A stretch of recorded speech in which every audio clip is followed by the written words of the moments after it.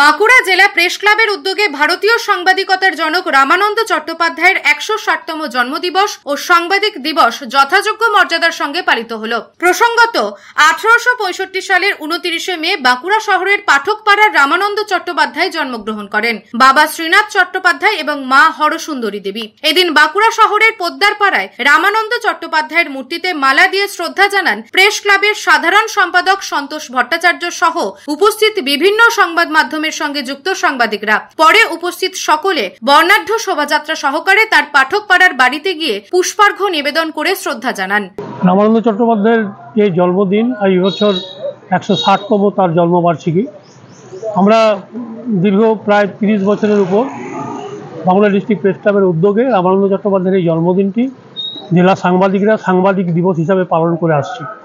আজও আমরা সাংবাদিক দিবস হিসাবে এই দিনটি উদযাপিত করছি।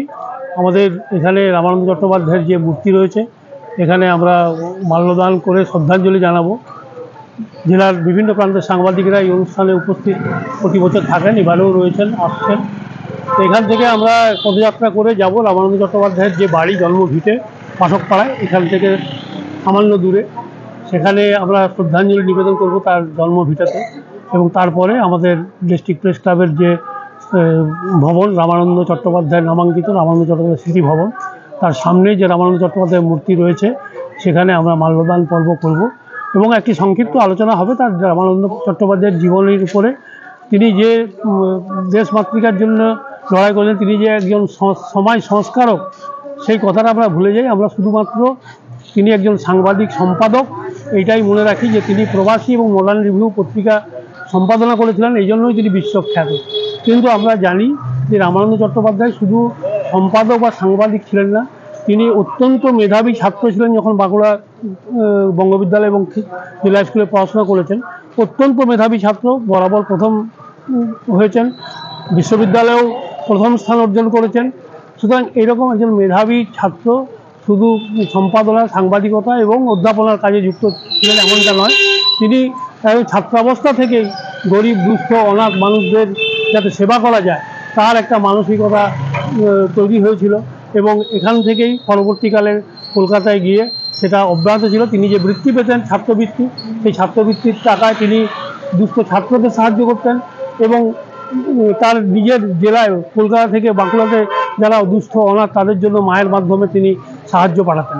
এবং তারপর পরবর্তীকালে দেখেছেন তিনি যখন দাসাশ্রমের সঙ্গে যুক্ত হলেন, দাসী পত্রিকা প্রকাশনা করলেন, সেই সময়ে তিনি দুস্থ, আতুর, অনাথ, বিধবাদের জন্য কাজ করে গেছেন। তবে তার মধ্যে একটা যে মানবিক দিক ছিল সেইটা কিন্তু আমরা সবসময় তুলে ধরি না। আমরা শুধু তার সাংবাদিক জীবন, সম্পাদনা, এলাহাবাদে তার যে অধ্যাপনা এবং জাতীয় নেতাদের সঙ্গে তার যে একদম একটা হৃদ্যতা, রবীন্দ্রনাথের সঙ্গে যে একটা ঘনিষ্ঠতা, সেগুলো নিয়ে আমরা বারবার আলোচনা করি।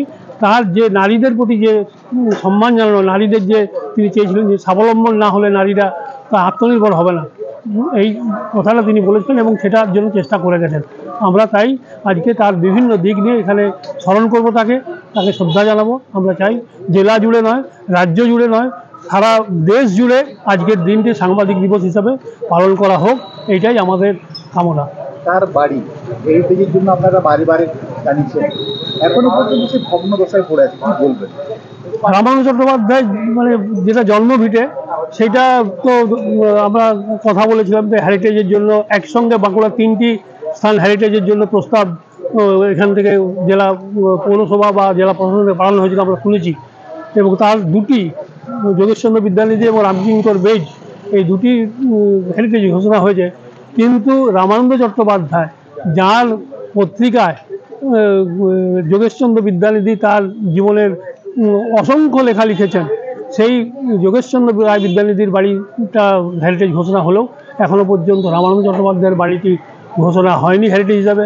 রামকিঙ্কর বেদ, যিনি রামানন্দ চট্টোপাধ্যায়ের হাত ধরে শান্তিনিকেতনে গেছিলেন, তার বাড়ি হেরিটেজ হিসাবে ঘোষণা হয়েছে, রামানন্দ চট্টোপাধ্যায়ের হয়নি। আমরা যেটুকু শুনতে পাচ্ছি যে ওখানে রামানন্দ চট্টোপাধ্যায়ের পরিবারের লোকজন থাকেন, তার ভাইয়ের বা তার অন্যান্য পরিবারের বংশধররা সেখানে থাকেন। তাদের সঙ্গে আমি কথা বলে যেটুকু জেনেছি যে তারা চান না যে এটা হেরিটেজ হোক। হেরিটেজ হলে তারা ঠিকভাবে কী হবে মেনটেন হবে, তারা মানে এখানে তাদের যারা রয়েছেন বসবাস করছেন তারা কি করবেন, এসব নানা রকম প্রশ্নচিহ্ন আছে। এগুলো পরিষ্কার করা দরকার, তাদের সঙ্গে আলোচনা করা দরকার, তাহলে আমার মনে হয় তাকে হেরিটেজ হিসেবে ঘোষণা করা যাবে। আর রামানন্দ চট্টোপাধ্যায় স্কুল ডাঙায় যে বাড়িটি তিনি নিজে ক্রয় করেছিলেন তার স্ত্রীর নামে, সেটা তো আমরা রক্ষা করতে পারিনি, বারবার চেষ্টা করেছিলাম।